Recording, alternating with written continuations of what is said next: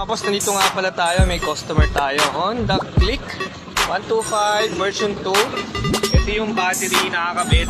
Ang kwento sa atin ng customer, 1 week pa lang daw nila itong nabibili, sira na. May battery sign daw sa dashboard. Ang problema, nung binabalik daw nila sa pinagbilhan nila, ayaw daw palitan. Yun ang nakakalungkot. Pag hindi kayo sa battery shop bumili, walang warranty. Kaya pag binabalik nyo ngayon yung battery, hindi papalitan. Imbis na nakamura kayo, mas na pamahal pa kayo. Dahil magdadalawang palit kayo ng battery. So yan yung luma, tinanggal na. At ang ipapalit natin, itong ETZ 5L.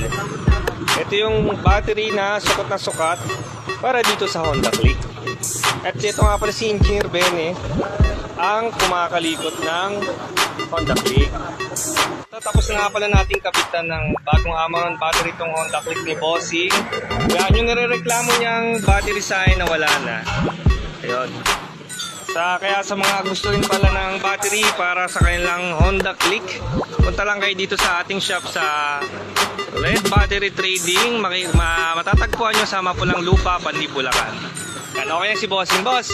Okay na? Ayan, okay na daw. At your service, Red Battery Trading.